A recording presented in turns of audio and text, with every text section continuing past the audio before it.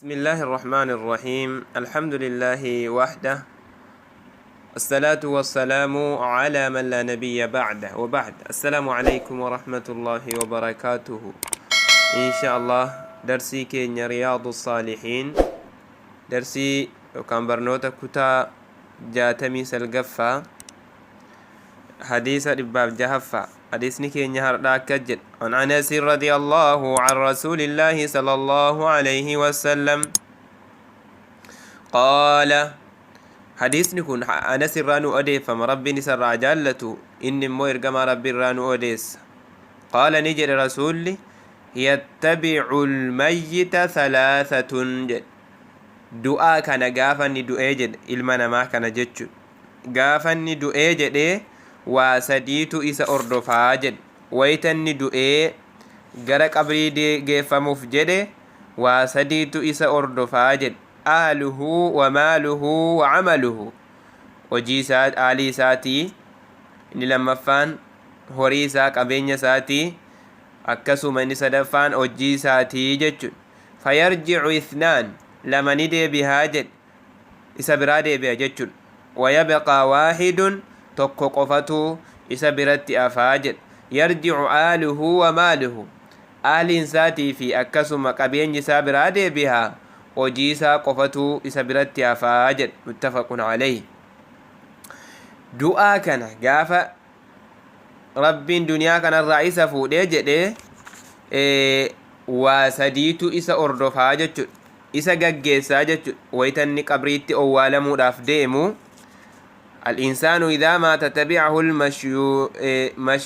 المشيوعون له فيتبع أهله يشيعونه إلى المقبرة دعاء كان ويتني دعاء علمنا ما كن دعاء ساكنا أهل إنسا إسا قجيسن يجتون أهل إنسا دا إسا قجيسن أهل امتساك أكان إسا جالة abbaa haa ta'u ilmoo haa ta'u warra haa taatu wamatee haa ta'u itti aanaan nama firrisaa aanaansaadha isa gaggeessan ofirraa gaggeessanii jechuudha of biratti hin jaallatanii jechuudha namni gaafa du'e jedhe ahaliinsaa of biratti hin jaallatu osoma qabeenya guddaa kaffalanii fi janaazaansaa kun simbira haa taa'u mucaa keessan kana mucaa akkas jaallattan kana yookaan ahlii keessan akkas jaallattan kana dhattanii hin owwaalinaa simbira haa taa'uu janaazaansaa jedhamee horii guddaan kaffalameef illee ahliin isaan jaallatan of biratti jechuudha subhaanallah kan yeroo fayyaa isaa of biraa baasuu hin dandeenye kan yeroo fayyaa ofirraa fageessuu hin dandeenye gaafa lubbuun keessaa baatee janaazaa jedhame ahliin isaa ofirraa isa fageessuu barbaadaa jechuudha dafee mana isaatiin isa gahuu barbaadaa jechuudha kanaaf ahliin isaa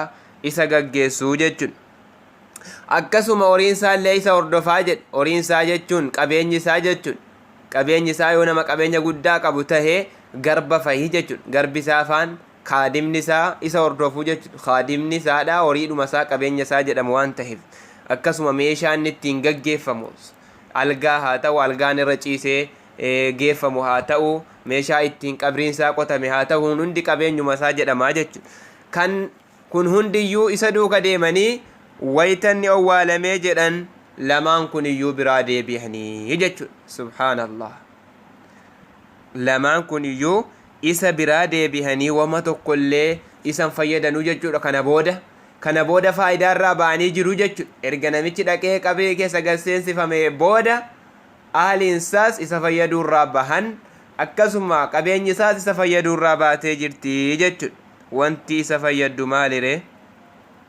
tokkitti hojii gaarii hojii saaliha inni hojjeteetii jechuudha ibaadaa haa ta'u sadaqaa haa ta'u khayriin biyya duniyaatti hojjete qofatiyyuu isa biratti haftii jechuudha suniyyuu rabbiin zaata itti godhee nama bareedaa zaata bareedaa uffisee dhaqee isa bira taahee hanga guyyaa qiyaamaatti mukuu isa baasaa jechuudha hanga guyyaa qiyaamaatti abshir wamaa tokko yaaddahin wamaa tokko hin dhiphatin an hojii kee gaariidha naan wannasi naan mukuu bahi naan taphadhu naan haasa'i natti bohaari hanga guyyaa qiyaamaan dhaabbatee jennaan ulaan jannataa ati argitu sun kan keeti hanga jannata sana seentutti anumaan bohaarii jedhaan jechuudha. Hojiin gaariin isaadha. Warra sanarraa rabbi nu haa taasisu. Kanaaf ilmi namaadha osoo duniyaarra jiruu waan qabrii keessatti isa fayyadu,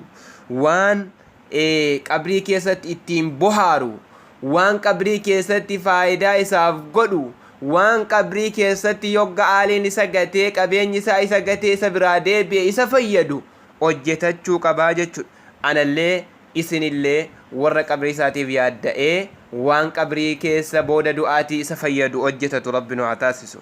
حديث نتيانو كجل عن ابن مسعود رضي الله عنه قال النبي صلى الله عليه وسلم ابن مسعود رانو أديفم ربي نسر راجالة نجد قال النبي إرجما ربي نجد صلى الله عليه وسلم الجنة جد إرجما ربي جنة نجد أقرب إلى أحدكم قرتكم كيسنت إهاتا داجد من شراك نعله kophee yookaan finyoo ittiin kophee hidhattan, finyoo ittiin caammaan yookaan kopheen ittiin hidhamu caala isinitti dhiyaataa jedhe.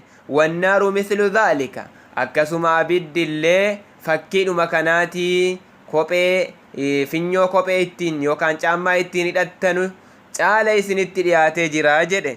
Rawaahul Bukaarii. Kana jechuun maal jechuudha obboleeyyan kiyya? Jannanni finyoo kophee ittiin hidhattan caala isinitti aanee jira. Akkasuma cadaabni illee jechuun maal jechuudha?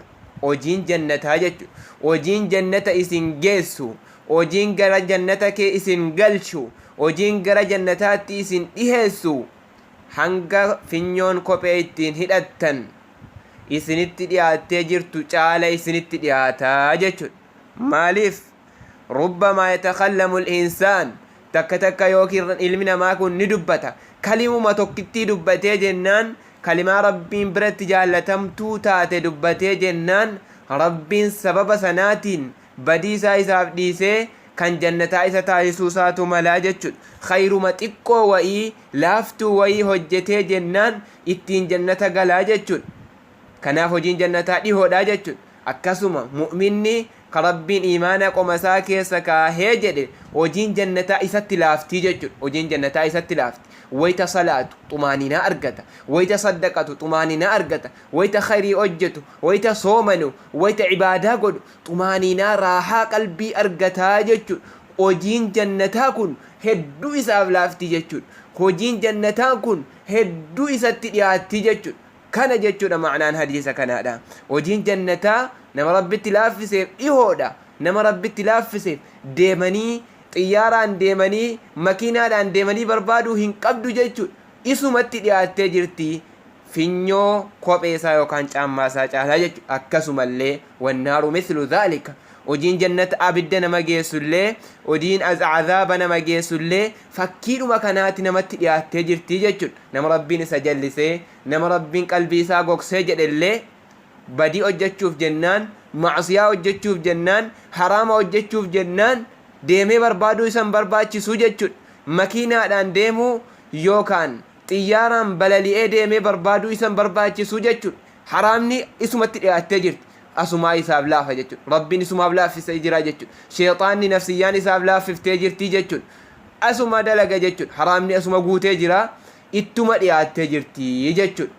Jechuma xiqqoo tokko dubbatee jechuma xiqqoo wa'ii kan silaa inni jechi kun jabduudha yookaan hamtuudha jedhee hin yaanne wayii dubbatee sababa jecha sanaatiin jahannama keessa waggaa 70 achi fagaataa jechuudha. Kanaaf obboleeyyan kiyyaa jecha hamaarraa of haa eegnu, hojii azaabaarraa of haa eegnu. Yoo hojiin azaabaa nuuf laafe, haraamni yoo nuu laafe, yoo macsiyaa hojjechuuf nuuf laafe kuni mokkoroodha waan ta'eef damnee lubbuu keenya too'annee gara ibaadaatti, gara halaalaatti, gara waan rabbiin jaallatu, gara khayriitti deebi'uu qabnaa jechuudha. Kanaaf iyyuu hojiin jannataas asuma nu bira jiraa jechuudha. Fagootti barbaaduu hin qabnu. Hojiin azaabaas asuma nu bira jiraa jechuudha. Fagootti yaaduu hin qabnu. Irraa fagaachuu qabnaa, jabaannee of irraa fageessuu qabnaa jechuudha. Anallee isinillee warra khayrii hojjetee ibaadaa irratti jabaatee hojii jannata isa seensisu dalagatee hojii cadaaba isa seensisurraa fagaatee qaamaa qalbiidhaan arraba ofiitiin irraa eeggatee jahannamarraa hojii jahannama nama geessurraa eeggatee akhiraa milkaa'u rabbi nu haa taasisu. warra waan du'a booda isa fayyaduuf qophaa'ee jajjabaatee itti galaa qopheeffatee ittiin milkaa'u rabbiin anallee isinillee nu haa godhu insha Allah haga dartii dhufuun walitti deebinutti. وبالله التوفيق والسلام عليكم ورحمة الله.